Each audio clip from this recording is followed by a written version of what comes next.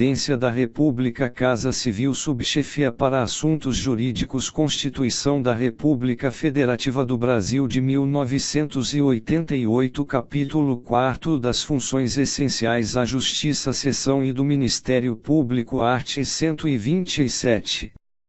O Ministério Público é instituição permanente, essencial à função jurisdicional do Estado, incumbindo-lhe a defesa da ordem jurídica, do regime democrático e dos interesses sociais e individuais indisponíveis.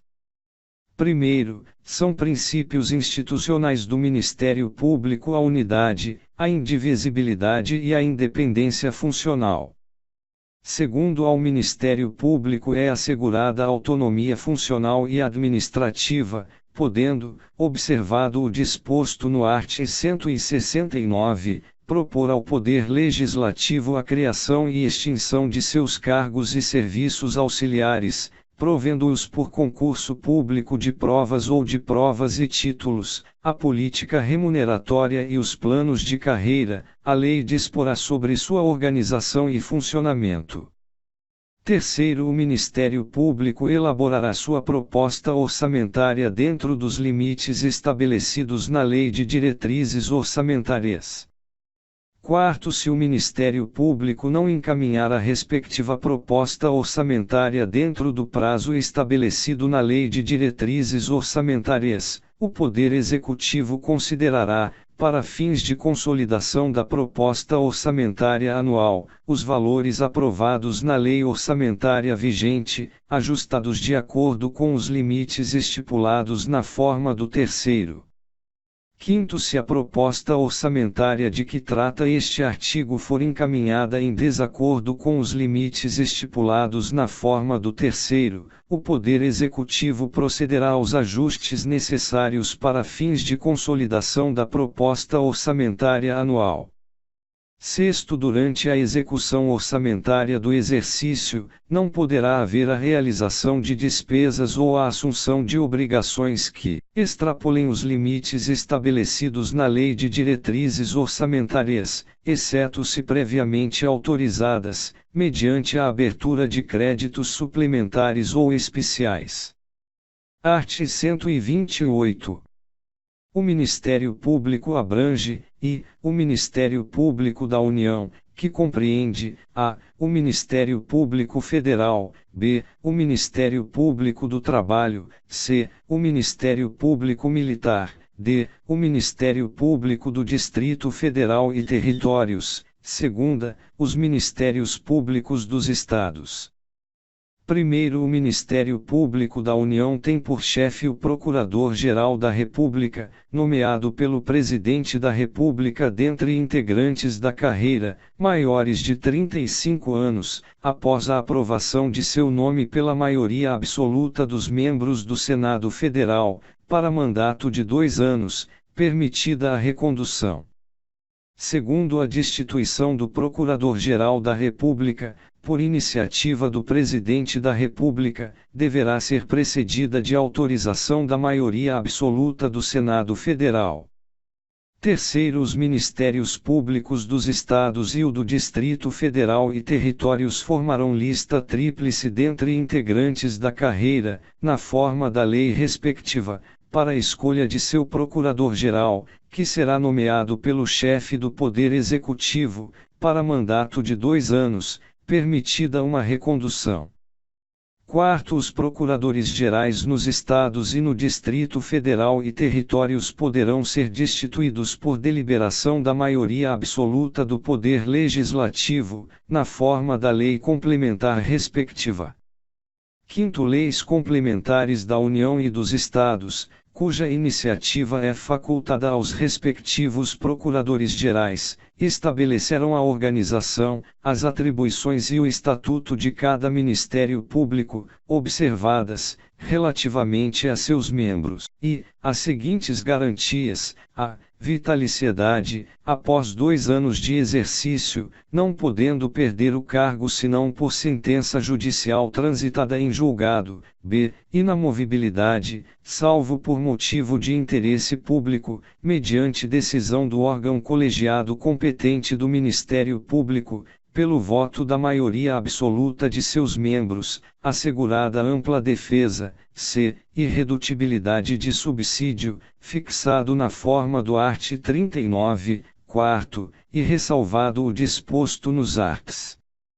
37, x e 11, 150, segunda, 153, terceira, 153, segundo, as seguintes vedações: a. Receber, a qualquer título e sob qualquer pretexto, honorários, percentagens ou custas processuais; b. Exercer a advocacia; c. Participar de sociedade comercial, na forma da lei; d. Exercer, ainda que em disponibilidade, qualquer outra função pública, salvo uma de magistério; e. Exercer atividade político-partidária; f. Receber, a qualquer título ou pretexto, auxílios ou contribuições de pessoas físicas, entidades públicas ou privadas, ressalvadas as exceções previstas em lei.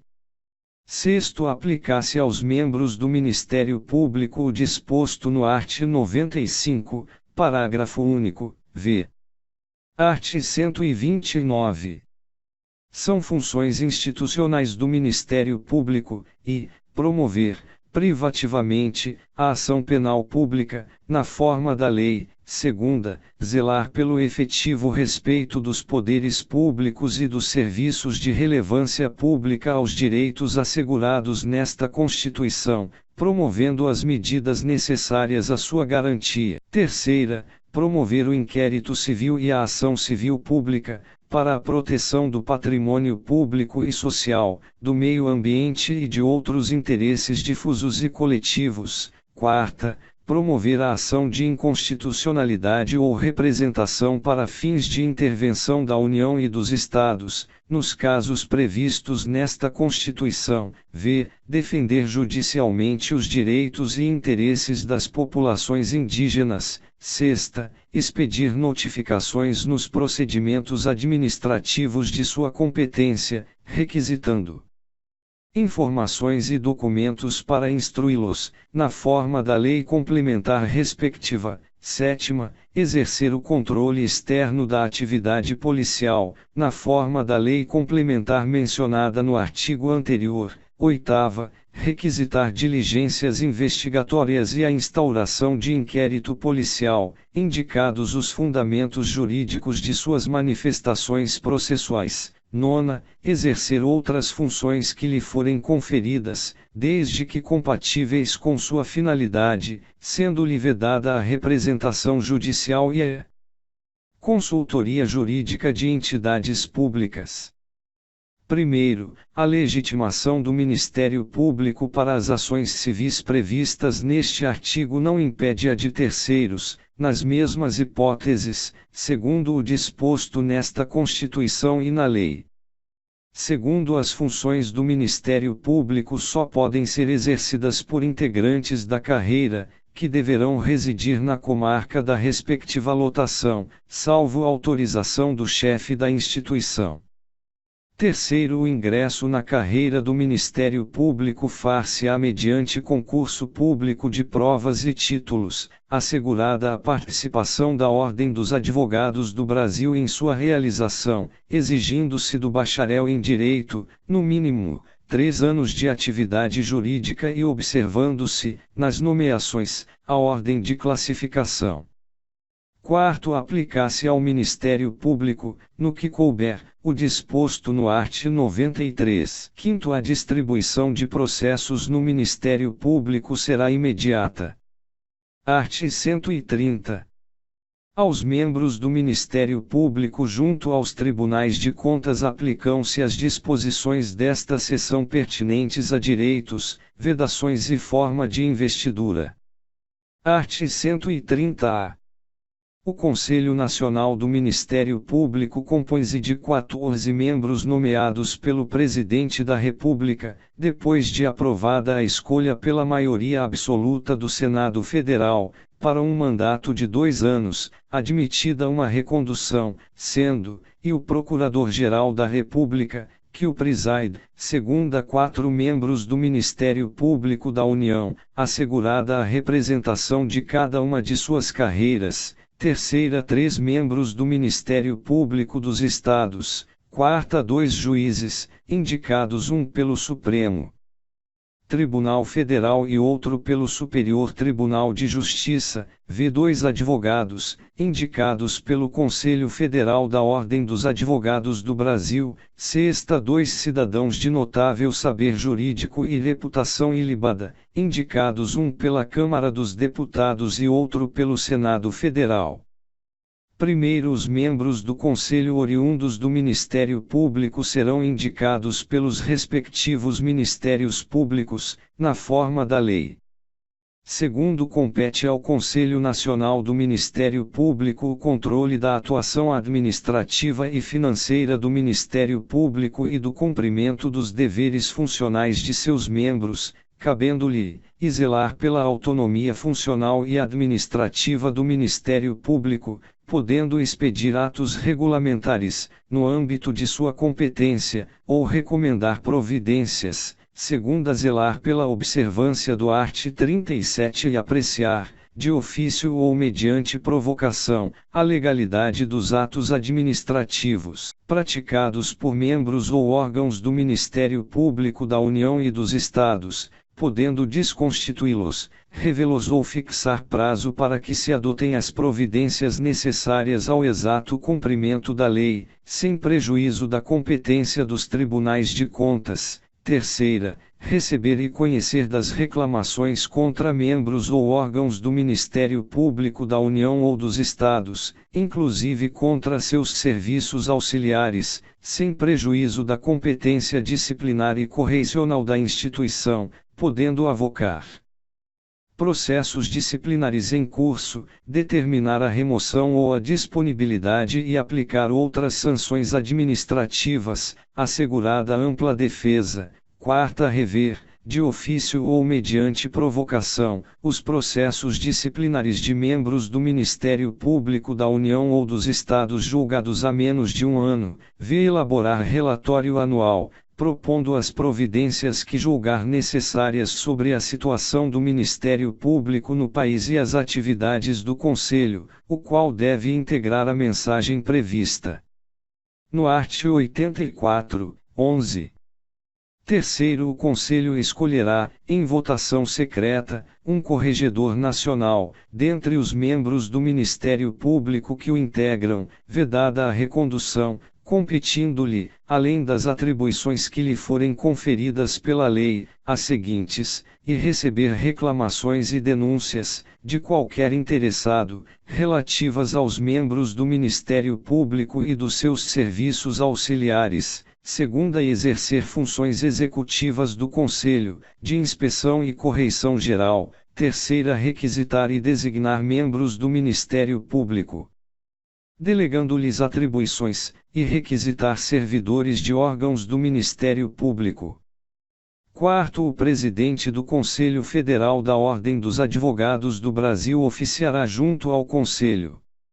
Quinto, leis da União e dos Estados criarão ouvidorias do Ministério Público, competentes para receber reclamações e denúncias de qualquer interessado contra membros ou órgãos do Ministério Público, inclusive contra seus serviços auxiliares, representando diretamente ao Conselho Nacional do Ministério Público.